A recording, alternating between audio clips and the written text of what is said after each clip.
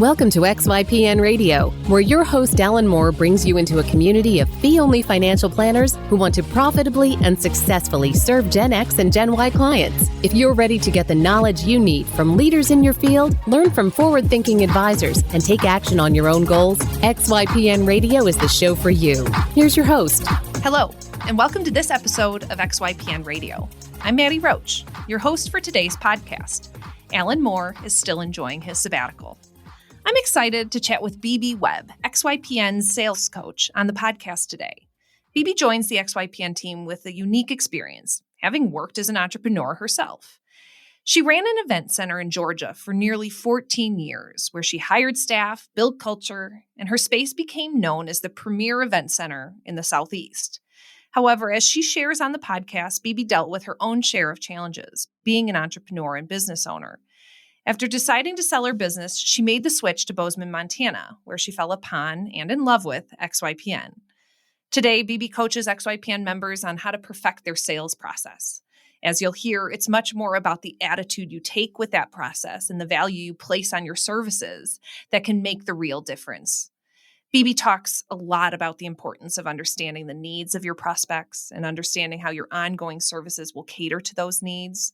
Those are the things, she says, will ultimately result in clients and potentially long-term referrals. Acknowledges that advisors in this space have their own series of challenges, ranging from objections to transparency. But as advises, the clearer you can get on your why and how, the better you'll be able to navigate those conversations. Has loved sharing and creating her processes like her service, delight, and invite process, and can't wait to share more. We discuss the areas of support that XYPN members have needed thus far and how plans to service, delight, and inspire the advisors of our community over the coming years. If you've ever second-guessed your sales process, this episode is for you. XY Planning Network's annual benchmarking survey is out. Are you curious about the average number of clients XYPN members get in their first year, or how successful niches really are? To answer these burning questions and more, we've again enlisted a professional research firm to complete our annual benchmarking study. Get your copy hot off the press and discover vital statistics such as the median advisor revenue by years in practice and sources of firm growth, from referrals to blogging, social media, and more. Head over to xyplanningnetwork.com/study to purchase your copy today. You can find any of the resources we mentioned during the episode at xyplanningnetwork.com/237. Also, be sure to go to xyplanningnetwork.com/VIP to join our private group just for XYPN radio listeners. It's the community of advisors we've all been looking for that's there to provide support when we need it the most. Best of all, it's free. I encourage you to check it out. Again, that's xyplanningnetwork.com/VIP. Without further ado, here's my interview with Webb. Hey, welcome to the show. Hi, Maddie. Great to be here. So glad to have you. Listeners, we are very excited to have on the show today. Is one of our newest XYPN staff members, and it's been a long time coming with this hire. She is our XYPN sales coach. Let's jump right into it. I want to get as much out of this hour as we can, and I know many of our listeners are excited to hear from you. So give us a little bit of background on yourself and what's brought you to XYPN. Oh, interesting. Well, my first career was in the performing arts, and it's actually where I first learned about sales and marketing, too. I wrote a one-woman play that I used to tour across the country, and that was very interesting. I ended up in Atlanta, probably 25 years ago, and I had an opportunity to take an old mansion and turn it into an event venue. Wow. And ended up creating what ended up being one of the go-to special event venues for weddings in the Atlanta area. Ran it for 14 years. Wow. And it was just, I wrote a book about everything I learned. It was so fascinating and hard. And it was a real entrepreneur's dream and struggle and delight and everything. And I sold that almost 3 years ago. I was ready for a new chapter, and I decided to sell everything I had in Atlanta and move to Montana, in part to be near my brothers who moved here about 20 years ago. And I was looking for a new chapter. And then I found XYPN. Wow. I didn't even know that about you. I knew that you had a previous business before XY, but I didn't realize it was in the events. the events arena. So I guess tell us a little bit more about that. You come to XYPN with a really unique experience, having been an entrepreneur yourself. Right. So tell us about what are some of the pros and cons of having been an entrepreneur for 14 years? Well, I think the pros are, I mean, if you're built that way and you just have a dream that you want to create something and you want to be your own boss and you don't mind the hard work, I'd always had a fascination and always been really very good at sales and marketing. Of course, starting a business, we ended up producing 130 unique events, mostly weddings a year. So our key clientele was brides and their mothers. Really, what I had to learn was how to create all the other processes and departments in a business of that scope, operations and finance and marketing and sales and, all the regulations and governmental compliance that we had to follow. So I really had to learn how to hire well and how to create viable, repeatable systems. So really that and a culture in which, where people really wanted to work. And most of all, a vision that made sense to everybody who worked with us and that we communicated to customers and vendors and everyone alike. So I early on actually hired my own coach because there was a lot of areas I wasn't good at. But over 14 years, was able to sell the business in 5 months, which was kind of crazy fast. But I think it sold very quickly because we had a reputation that was very good and had systems and a great team, a phenomenal team. Wow. And a lot of our listeners are well aware of the stats regarding small businesses and that the likeliness of one surviving through the first 5 years is quite small. So tell us about the decision that you came to regarding closing your business or selling it. It must have been a number of years probably leading up to that decision, given how long you were in the business. But what was that decision like for you? Well, it's a good question, Maddie. It was emotional in many ways because this was really clearly my baby. I mean, at the beginning, as any entrepreneur listening knows, you're living it 24/7. And then you get to the place where you have to create systems and processes and hire smartly or you'll burn yourself out. So it was mixed in that I had a great sense of ownership as being the creator and the founder of the business. But at the same time, I started at one point knowing that the end in mind was to pass it on to another owner and to develop a team that I wasn't the front person all the time. I was the person behind the scenes in time, and I really relied on a phenomenal team. But I knew that I wanted to, I don't know, as a creative person, I always like going on to the next challenge and I like to learn new things. And I didn't want to get to the place where I wasn't passionate about what I was doing. But the day in and the day out, it became such a big business. You really had to be 100% in, even if you weren't working on site all the time. And I found that I knew I wanted to go another direction. So about 5 years ahead, I started making the plans, having a succession plan in a sense of how I would create the systems and begin to move out of the business. And that's when I began doing executive coaching work and helping other small business owners before I moved out here. Oh, wow. Okay. So how did you find XYPN? Was financial planning and working with financial planners something that was on your radar before this position opened up? Gosh, Maddie, not at all. And nor were brides and their mothers back then. But it's interesting, how you just get guided in one direction or another. And I was building when I moved out here, my executive coaching business and working with small business owners, which I love. And I was just at the beginning of building that business and just thought I'd look and see what's happening in Bozeman. And I saw this ad that really intrigued me.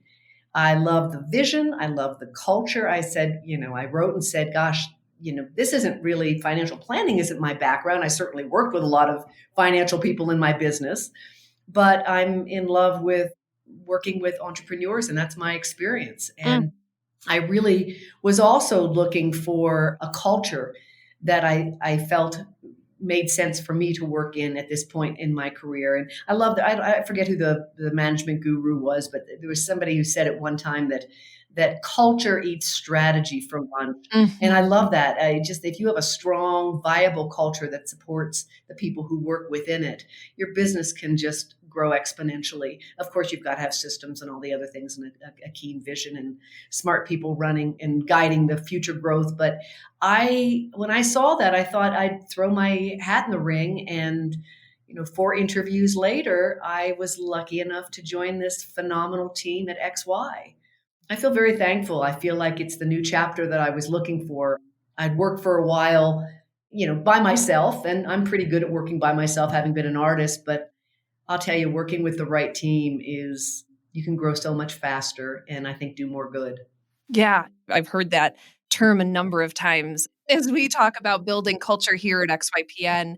And Alan really will be the first to say that he credits the team for a lot of XYPN's success. And when we think about culture, we're not looking for culture fits at XYPN. We've heard both from the diversity committee and some other through a lot of different avenues that looking for culture fit is actually discriminatory. And what we're looking for is culture adds. And we really felt that you were adding a lot to the culture when we hired you into XY, and that ultimately your experience as having worked as an entrepreneur is really valuable to be able to just have that bedside manner with members and be able to talk with them about the high points and the low points of being an entrepreneur. For sure. So tell me, despite you having only been about 4.5 months into your XYPN experience, you have worked with dozens of XYPN members already. So I have. Through your time at XYPN, what are some themes that you're sensing among our entrepreneurs who make up our membership community?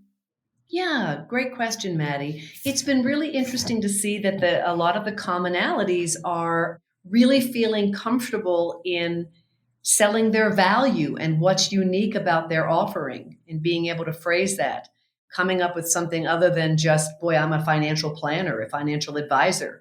And of course, we focus on what they're passionate about and what brought them to the niche that they work within and how they work with people and their differentiators. So I think one is the value, but the other piece that I think folks struggle with, and I certainly did as a business owner myself and had to figure out how to do this, is how do you create the plan and the processes that make sense in growing forward?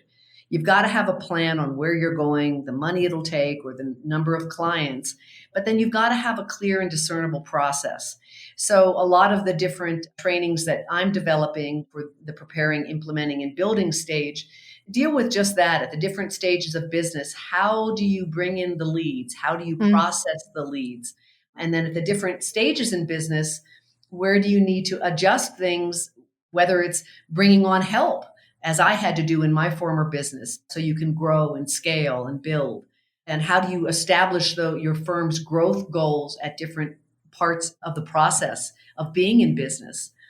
So I think it's really wanting some, not just theoretical, but members are really looking for some more granular, well, what's a great worksheet that could help me with this? Or what's a great template for addressing a communication with a prospect? Or, we're unveiling the workflows on what's a workflow from taking a lead to a prospect or a prospect to a client. So it's putting together those systems. And that's part of what enthralled me with XYPN, the support that you set up and create for the members, having been out there really feeling quite alone in how to do all this as, in my former businesses. It just was so encouraging for me to see the support that XYPN gives to members and is constantly working to create. Absolutely. And we've been really waiting to be able to offer sales coaching to our members. It's very, very important as we talk to our advisors that we really recognize, is this a sales issue you're talking about, or is this a marketing issue that you're talking about? And the member experience team is well versed in having those conversations with members about what their experiences are, trying to get their pipeline filled and really having a high close rate. So before we dive into some of the processes that you've talked about and the workflows I know you've produced at XYPN, do you have a sales philosophy? And is a sales philosophy something that every advisor who's going to start their own business should have? It's a good question, Maddie. I've never really thought of it exactly that way, but in considering in the past and now, to me, because everybody has, and part of one of my trainings, we start out with, what are folks' preconception of selling? We've had different experiences, from negative, pushy people to, consultative or relationship building kinds of sales or coaching. To me, at the end of the day, sales is about building relationships, really finding out the need or desire that a prospect has, and then serving them with the service or product and other businesses that you might have at the highest level. And not just in engaging them as a potential client, but servicing them throughout your whole relationship. So with the goal being that they become raving fans who want to refer you because you've done such an exemplary job. So it's staying in touch and nurturing and just building and nurturing that relationship to stay in tune with the changing needs of that person. And even if they roll off being a client at some point, that you've got them as a raving fan referral base because of the work that you've done together. Yeah, understood. Do you have any thoughts on the difference between marketing and sales? And does the sales process start really when you have a live person at the end of the email or the other end of the phone call? Or does sales start earlier than even identifying the person that's going to be sold to? Does that make sense? It does. And it's a little blurry, sales and marketing. And I think that's why for the recent build workshop that Carolyn, our marketing coach, and I and the rest of the advisory success team did in Dallas, we did a day together and actually a workshop together. And we're on the panel together because there are so many things that overlap with sales and marketing. But the new workflows that we have out, the 4 workflows that we're unveiling, 2 of them are considered marketing and 2 are considered sales. And I talk about part of this in my sales training. What are the marketing efforts that you're engaging in to get the word out to leads? I think when the lead comes in, the goal is to take that marketing lead and turn them into a viable prospect. And I guess ostensibly you could say, well, then they're a prospect. That's when the sales process starts. But they do overlap. I think that without a viable marketing strategy, you can't get people don't know about what you have to offer and you can't start the conversation. So it's really getting people to take interest and to contact you. And then of course there's a process to engage them and to share your value and demonstrate that you might be the person to whom they work, and then meeting more directly with them to convert them from a prospect to a viable client. And then we have a workflow that we call ongoing client communication. And actually, Carolyn came up with this terminology, and I love it. We created a workshop on it. For ongoing client communication, there's the 3 aspects of it. You're serving the client, which you hope you're doing at a very high level. And I like to use the example, and I don't mean this disrespectfully toward Waffle House. I love Waffle House from the South, but they have a certain kind of customer service and that's different from Ritz-Carlton. So it's, which are you engaging in? So serving your clients at a very high level, doing, all the activities that one would expect an advisor would do. But then the second piece of that ongoing client communication is delighting your client, taking not just the issue that they brought in or the goal that they had in mind, but doing a deeper dive, being able to share that, gosh, looking at your situation, we hadn't talked about this, but gosh, looking at this, this, and this, here's an opportunity I don't want us to miss, or here's a risk that we want to make sure we mitigate. And so you're delighting them with solutions that go above and beyond what the normal service calendar or typical things that you would expect an advisor to do for a client. And it might be delighting them with remembering their birthday or the anniversary of coming on as a client. Just doing things that maybe that they love glamping. So you send them an article on glamping in Montana. But then the invite piece, I really love. The inviting, and I had a finance person I worked with, my CFO in Georgia in my business. At one point, we were really strategizing on how to grow the business and when revenue got to a certain point and goals that I had. And she invited me at one point. She said, "Bibi, I know you've wanted to go on a walking tour in Sicily, and I invite you to go ahead and do it. I think that where we've come and looking at the numbers here, this would be good for you mentally, spiritually, physically, green light to go." Or inviting somebody to a workshop that really moves them forward in a certain way in terms of personal growth, or inviting them to write in a journal, or inviting them to a personal event that would be special to that person. So it's really having a calendar where once a month you're engaging in a serve, delight, or invite activity as an ongoing connection with your client, to keep them top of mind and turning them into the raving fan that they are because of the way that you treat them and the level that you engage with them. Oh, I love that. I love that. And I think that that's a really good cycle to go through really with all clients throughout the entire relationship, as you're saying. And we at XYPN through the member experience program are always trying to look at our cohorts holistically and individually. Can we bring up in our minds a picture of the member, an understanding of their firm, and think, are there new things that they would be interested in hearing about, or is there something I could reach out for? And I'd be interested in implementing the serve, delight, and invite. I was going to say inspire, and invite process with members internally. But I'm really interested, BB. What have you found are some of the common themes among the members that you've spoken with in terms of their experience running their firms? Are they asking any particular questions, or have you kind of delineated the common themes that XYPN advisors are really facing when they're talking about sales? Well, I think mostly, as I alluded to a little bit earlier, is, well, what does a plan look like? Mm-hmm. What would a plan look like, and what does a process look like? So part of what I built out, a 5-step big picture sales plan process, which just from a very high level view, we go into great detail with all of these pieces, but affirming the sales and client goals. Who is your target market? And of course, I'm singing from the niche songbook. I mean, I couldn't agree more with Michael and Alan that when you have a niche, people know where to focus, who you focus on. It doesn't mean that you don't serve other people who come in and might benefit from your services, but that you've got a niche, and with that, you then have a marketing channel.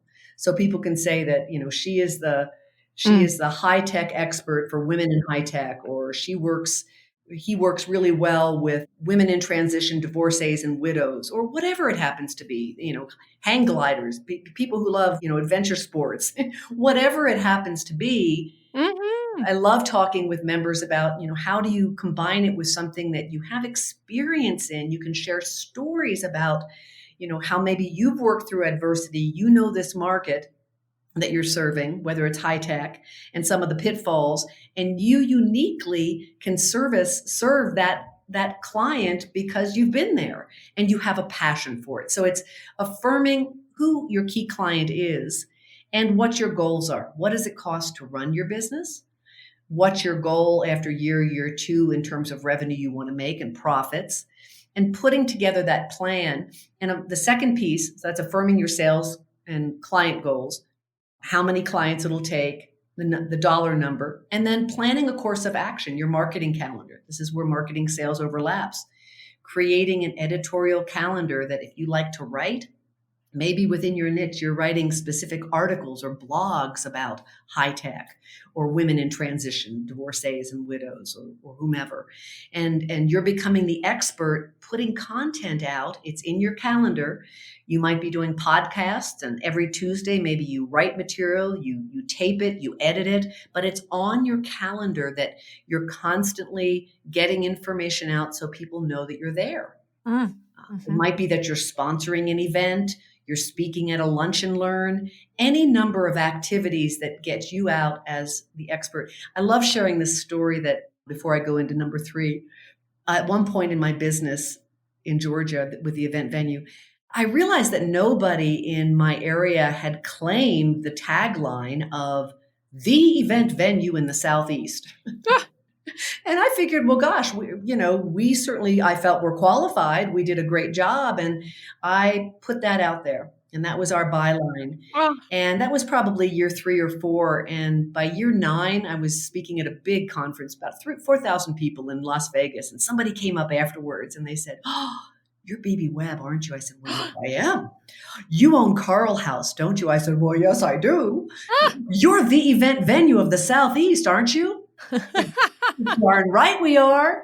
So it's really claiming who you are, and as an expert, and with, and knowing that you're even going to be more of that person in 2 years, 5 years, 10 years.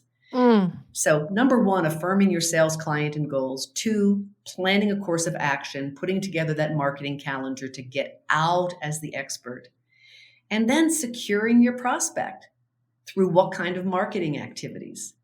right, in line with what you've put on the calendar. And then really the workflow follow-up and why Emily Perdon and I work together on the sales and marketing. She's doing a full workflow series for members, advisors, but really just my four are taking the lead, and we call it the splash campaign, lead turning into a prospect, and it could be as many as 10 steps to engage them as a prospect, then a prospect to a lead, which I call going for the close. And then if somebody at some point in the process says we're not really ready to go, but you want to stay in touch with them, we have something called a drip campaign workflow. And that's where you put them on the newsletter, or you have a piece of relevant information that goes out to them every now and again. It could be personal or professional. So you're staying top of mind. And then the fourth is the ongoing client communication. So number 4, workflow follow-up. And then number 5, hopefully gaining them as a client and a raving fan.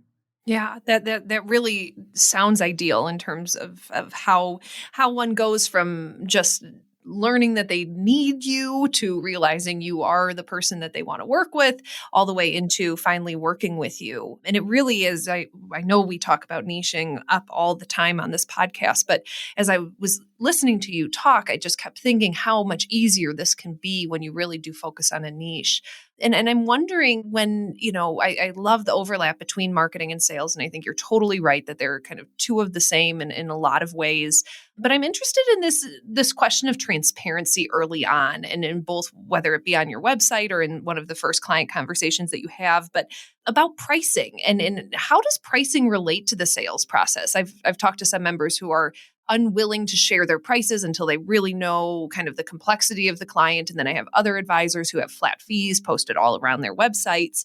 Do you have any commentary on how to sell your price point and where in that process you begin to actually show your cards and the amount that you will be billing these clients for the work that you're going to do with them? Sure.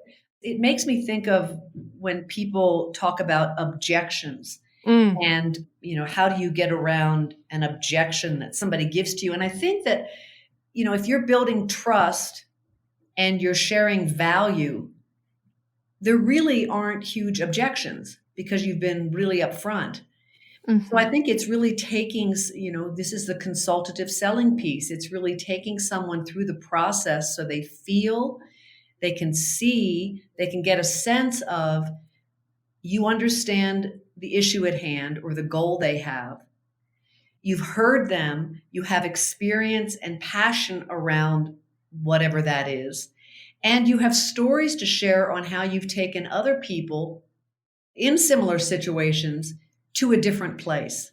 And I think it's really being able to define what are the potentially tangible pieces of going from A to B. Of course, there's no guarantees, but hey, if we mitigate this challenge and we and we have these new behaviors, we're working toward saving X amount of money to reach a certain goal.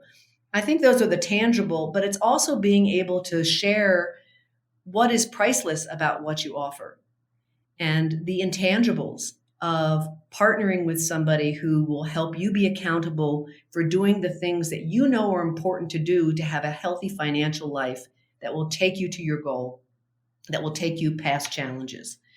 So I think understanding the piece that's priceless in what you're offering and the reasonable cost, once you understand and can get behind the vision somebody has, the reasonable price for what it is you're offering.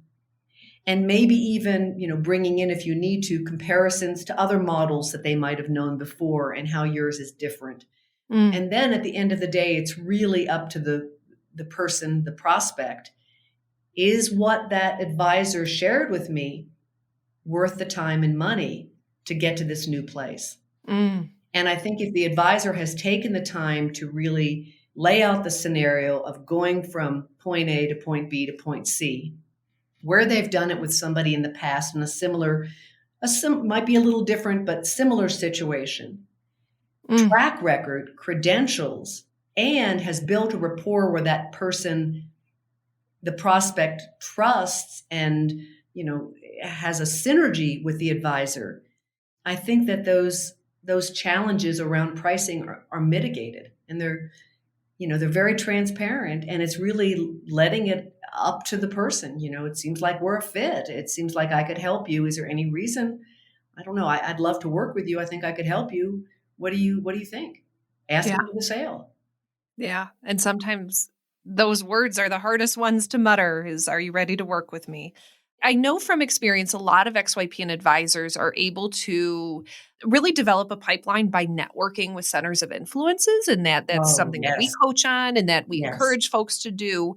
What is the sales process for working with a center of influence versus a client? Is it different? Is it worthy of writing a workflow around, or how should advisors approach the COI conversation? You're reading my mind. Actually, Emily and I put out these 4 workflows dealing with sales and marketing. And I said, you know what? We need one more for centers of influence. Cool. I did a lot of referring of business in my former business because I was top of the food chain. The clients came to us first and would ask for other professionals in our field to refer. So I created scenarios with those folks that could be a win-win for me Mm. because I was really acting as their sales and marketing arm. And I think in this business, I think that anybody who is considering asking somebody who might be in front of the same clientele that they want to be in front of, they have to really ask what's in it for them. Mm. If it's, let's say, an attorney or a CPA, would it be advantageous for that person to be able to refer to someone who maybe works in a similar fashion as they do to help to be a partner in a sense? So it's really, I think, looking at what's the win-win. And then I want to set up a process where it's really like working with a lead, any lead, but stating the goal. I'm of course, as the advisor, the conversation would be, I'm really looking to build my business with the right kind of clientele for me. At the same time, I want to partner with the right people. Could it be that as an advisor, you could be referring folks to that center of influence? If they're referring back, what's in it for them? Is it, so it's having that discussion and then having a follow-up process to see how is it working. Certainly being thankful and communicating if somebody that is sent to you by a center of influence, if they turn into a client or even if they don't, to thank them, to share appreciation.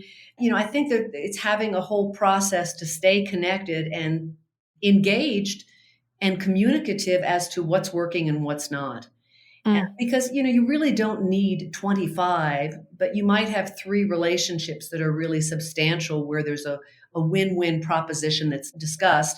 And then, quarterly a check-in, maybe, having lunch together to say, how's it working? Have you gotten any feedback that would be helpful to me and how I could, the person that I ended up bringing on as a client who you referred, just being able to, in a compliant way, of course, be able to share what each person can do better for the other and to help them build their business. So yeah, I think there really needs to be a separate process similar to the process that I want to build out as well for how do you go to an existing raving fan client? What's the right Mm. timing? What should happen before you approach them to say, hey, I'll never forget one time going to a chiropractor, first visit. And the first visit, he said, will you write me a testimony and can you share any leads? And I thought, I'm not even out of the office yet. I Wow. don't even know if what you did worked. I mean, it was so, invasive. So, how to do it once you've proved yourself. Gosh, I see we've gotten great results. We seem to like working together.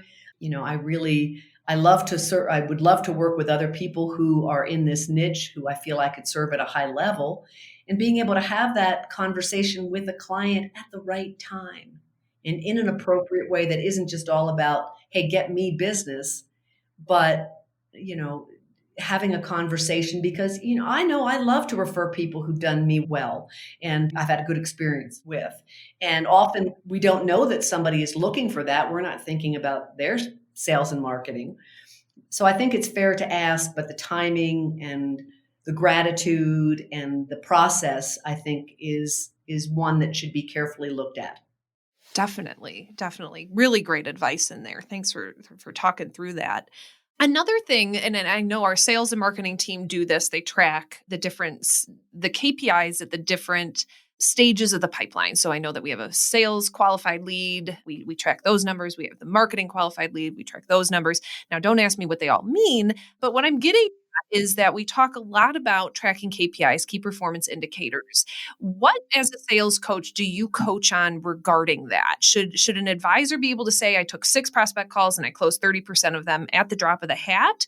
Are there other metrics that are more important to look at to identify where their issue really is? I guess talk to us just generally about tracking data on the success of sales.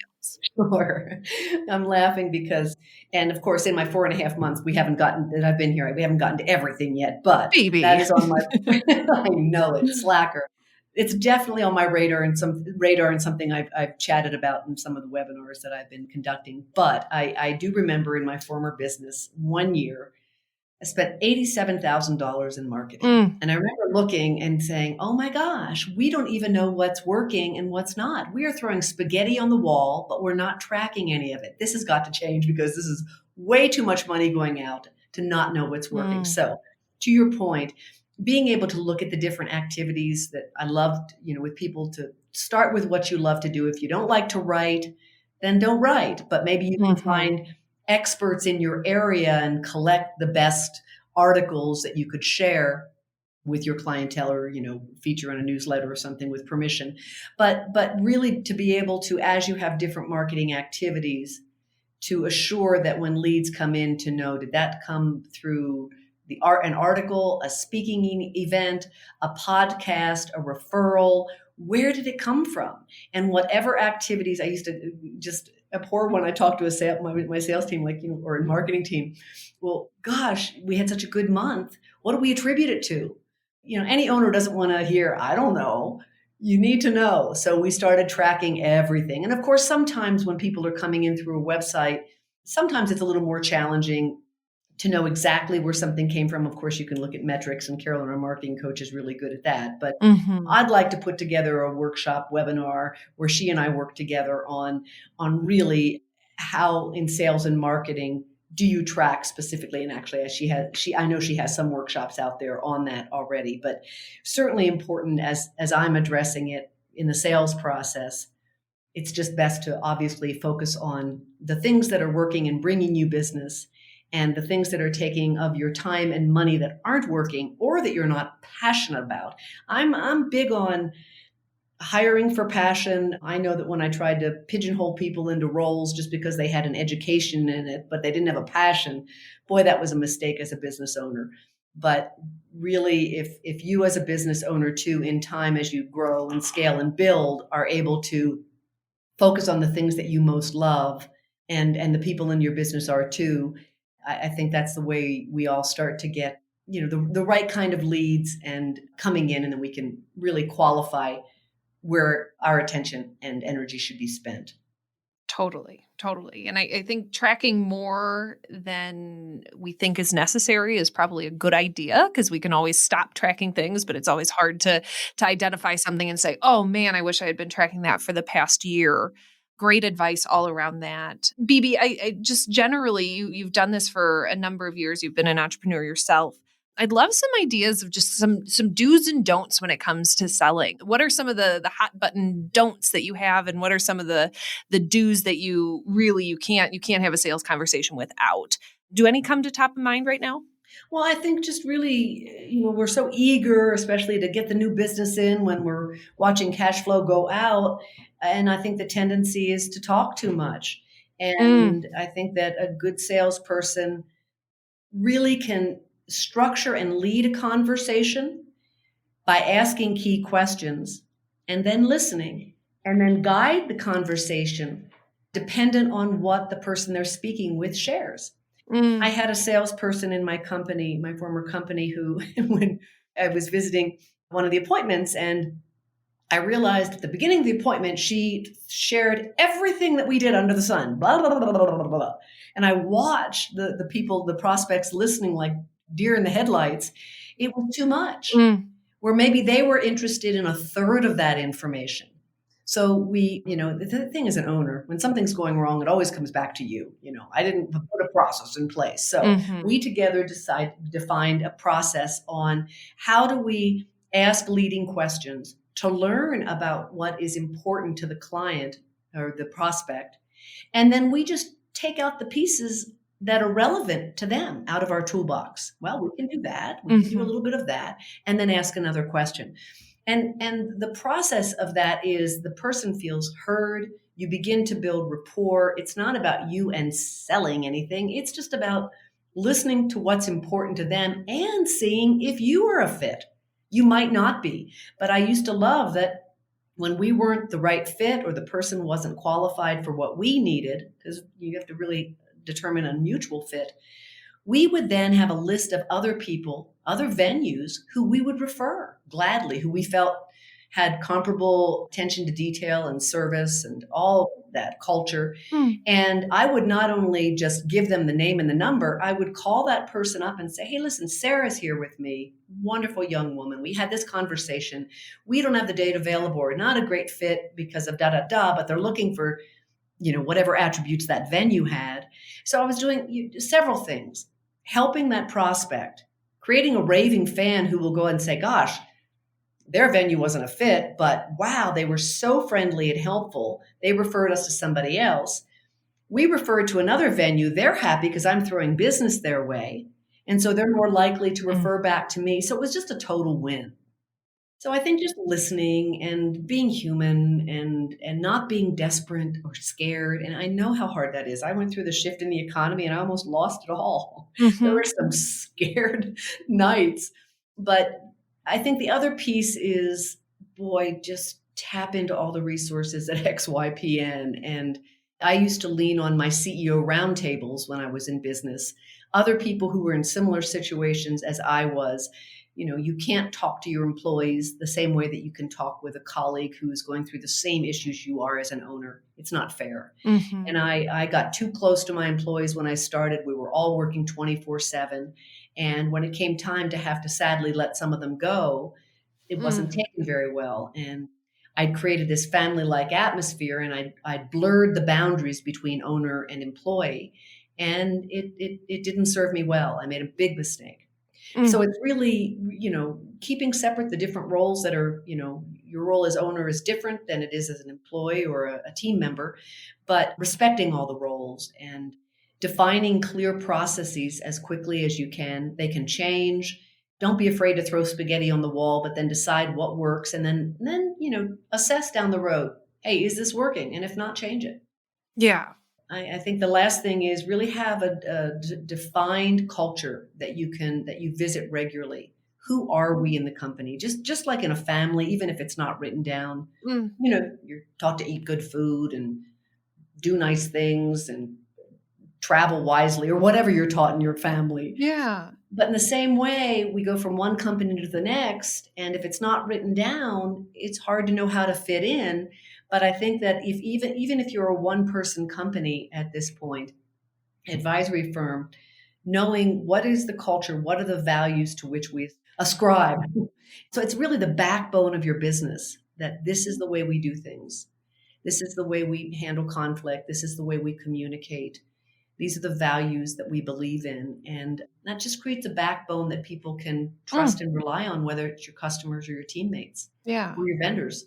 Yeah. I love that so much. And I mean, we started this hour talking about culture, but dive a little bit deeper for us in that regard, given that about 89% of our member firms are solopreneurs or currently just kind of one person shops. How do you make culture? Is that something that I mean, can you write it down? I love some of the examples you say. How do you resolve conflict? How is communication handled? But for an advisor who is really just them, how do you begin to develop your own culture, knowing that you may never actually have plans to pass this culture down to any employees? Right. Well, I think it's the kind of firm you want to have. And if you're working to communicate your value and to differentiate yourself from others, it needs to be written down. And in the same way, I was listening to a great podcast with Michael and Bev Flaxington, who created some great trainings for us. Just the importance of saying out loud what it is that you do. Mm. And similarly, I think when you have a culture and you know that it's about efficiency and it's about treating others with respect, and it's about maybe you have something around customizing the right fit or whatever it is. And I would just encourage people, look up culture statements in a variety of companies. I studied not just companies, other event venues when I was in that business, but other advisory firms or just other companies in general. What do they deem important?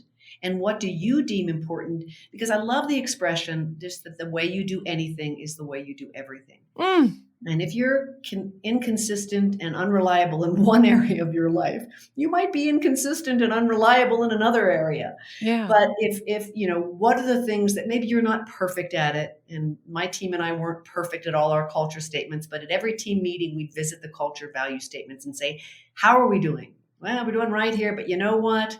We blew it on the communication here. Or, this one that talks about ownership, I didn't own up to that. I blamed someone there and I'm sorry. And it's just an opportunity to stay on track with what we say is important in how we run our business. Mm. And that's if you have one person or if you have a friend who started Chubb Insurance. And of course, it started out with 5 people and then, of course, is now I have hundreds of thousands of employees. Wow. And he said, it's more challenging when you have that many more people, but you still need guidelines so people know what makes you different and how to act and behave. And it's not saying that a different kind of behavior is wrong or bad. You can do that at home if that's important to you. But here at XYPN or at whatever the business is, your solo firm, this is the way we do things. Right. We treat people with respect. We honor their differences. We honor, their style of communication. Because at the end of the day, I think and I think it's why advisors have gone off, bravely on their own. I think we all want to make a difference, Maddie. Mm-hmm. Ultimately, a positive difference. And we sometimes get caught up in, oh gosh, I don't want to sound salesy or I don't want to do that. But I think if we focus on what we do want to do and every day just, put that intention out there that I'm going to do my best to serve people at a high level. I'm going to make some mistakes. I'm not going to have it all figured out today. But you come back and see me in 5 years and you'll see how much I've improved.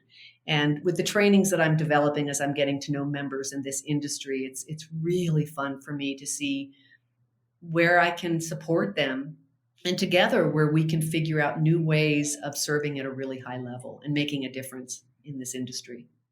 Yeah, I love that. I think writing out a culture statement, at the very least a mission statement for your firm, can do real wonders for aligning yourself to themes within both your communication style, your delivery, your execution, and certainly in your sales conversations. I feel like I talked to a lot of members early on about the belief in self as being one of the hardest points for them to work on is the real feeling that they provide tangible value to their clients or would if they had any. And so for those advisors starting out and who are looking at XYPN saying, well, there's already 1,000 people doing this. How will I ever differentiate myself? Do you have any words of wisdom for developing a real clear belief in self and how to carry that through? Are there things that advisors can do, books they can read, something to get their confidence up? Gosh, I'm sure there are books to be suggested that I don't have off the top of my head, but I do know that having a practice of self-reflection and creating the affirmations of where you really do want to serve and what you want to do are really key, and taking that time because, the world can beat you up. I'll never forget times in the business when I think of, man, I took this big risk and borrowed all this money and worked all these hours. And here's a customer who doesn't understand me and they're mad at me. And I thought, this is part of the road and it's okay. What do you know to be true within yourself? And I think to surround yourself with people who can be very upfront and honest about where you could do things differently and better, but very supportive of the core of who you are. Because being an entrepreneur really takes a lot of self-work. It's different creating your own framework for success. It's one thing if you join somebody else's framework and you're a needed cog in that big picture, but to create your own wheel and everything, it takes a lot of courage and a lot of stamina. So I think surrounding yourself with the right people, the practice that keeps you buoyed when you're feeling really, really Mm. down. Can I share a quick story, Maddie? Please. There was a time when during the shift in the economy, some big issues were happening that were costing me a lot. And there was some litigation around something that was just ridiculous and was really hurtful. And, just had somebody who just, wanted to create some real angst in my life. And I remember going home, and I had 3 dogs and 3 cats at the time. I lived out in the kind of sort of out in a forest in Georgia. And I came home and I just felt like the world had beat me up. And I remember I came into the house, and one of the cats, this is uncharacteristic, had gone to the bathroom in the middle of my bed. Right, and I'm like, what the heck is this? So I thought, okay, just go shake it off, because I felt so gloomy, and I had 3 dogs. I said, okay, dogs, let's go out. We're going out into the pasture. There's a pasture nearby, and we're walking, and suddenly I look, and all 3 dogs are rolling in horse poo. And I'm like, okay, I get the message here. When life serves you poop, just roll in it, let it fertilize your garden, and just take a deep breath and move forward. It's going to happen. And just, what can you learn from it? How can you be bigger than that? Right. Not everyone's going to agree, but knowing that you are really there to serve at a high level, and you're doing your very best every day.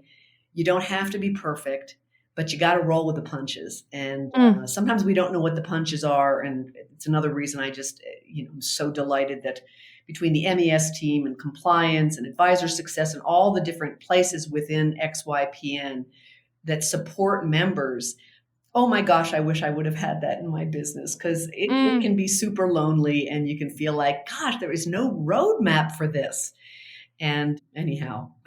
Oh, that's a really good story. I don't know why it struck me just a couple weeks ago when someone said mistakes are how we learn. I think it was even while I was interviewing someone on this podcast, but that's the simplicity of that is so true that, once we kind of rename what mistakes are and we take away the stigma of making them, they can be some of the best lessons we ever have. Because otherwise, if we're cruising and crushing it, we don't ever stop and say what's working, what's not, how can we elevate, how can we, get to the next level. Yeah, I agree. I absolutely agree. You hit it spot on. I wrote a talk one time called Adversity Rocks, Leveraging Your Challenges and Going for the Win. Oh, I love it. I think it was my way of just being able to take the stuff that felt so bad and going, to your point, Maddie, wow, the good times feel good, but it is the challenges that teach us the really good stuff. Totally. Yeah. Totally. And the sooner that we, or I should say others who are entrepreneurs, I am not one, can really embrace this mentality, I think the sooner they can recover. Because trust me, as we talk about time in and time again, the first several years of building a business is incredibly challenging. And if we can begin to almost look forward to the mistakes and the aha moments, the sooner we're going to be able to level up and really continue to move on. And I think to have the framework, I've been called a Pollyanna before, rose-colored glasses, and I'm fine with that. Because I think had I not had those glasses on, I would have been crushed. Absolutely. I still have an attorney in Georgia who's just, he's always like, there are just things that you go through, and you wonder how you're going to recover. But I think, I've talked about this a little bit, having the intent and the expectation that you will succeed. What is it? The movie, The Best Exotic Marigold Hotel, where they said, everything will be all right in the end. And if it's not all right yet, it's not the end. Oh, I love it. If you hang in there, it's like, okay, this is another rough day, but I'm going to figure it out. And I have people around me. Who can I lean on for support? And that my success is imminent if I can just hang in there. Yeah. Absolutely. And when it comes to the community aspect of surviving through the first few years and in regards to the sales conversation, your community is who you can begin practicing your elevator pitch to. It's, your mastermind group can be the people that during your round robins of meeting structures, you can begin to discuss and try to sell your fellow mastermind advisors and in practice and hone in what are the words, what are the phrases, what are the things that can actually be effective in a sales conversation. And, to your point with that, Maddie, it's interesting because I talk a lot about the art and the science of sales. Yes, you need a process, you need a format, with which to move forward in your business. But the art part is knowing with your expertise as an advisor, okay, I need to follow up. Here's the tickler in my wealth box or my CRM to follow up. What would be the relevant follow-up for that person? It's not the same all the time. And I think it's just, really trusting that advisors will know what the appropriate information is for the appropriate person after speaking. And if you make a mistake, the worst is that, hey, you amend it and try something different the next time and you have better success. Totally. Yeah, for sure. Totally. Bibi, it's a total pleasure to work with you. I must say, you are a light in the office, and I think and trust that any member who works with you will find you to be a wealth of knowledge. I really appreciate the expertise that you've brought to the team, your energy, and your real deep understanding of where our members are. And I think the more staff that we can have who really meet our members where they're at, the better. And I think you're a really shining example of that. As we round out this hour, Bibi, do you have any final words of wisdom when it comes to the sales conversation for advisors that they have day in and day out? Any words of wisdom for them? Well, first of all, thank you, Maddie, for the time today to share. And it's been such a joy. I mean, I feel like I have found my next chapter, and it's a joy to be able to work with entrepreneurs, because I do know the struggle and the challenge and the courage it takes to take the steps that our advisors are taking.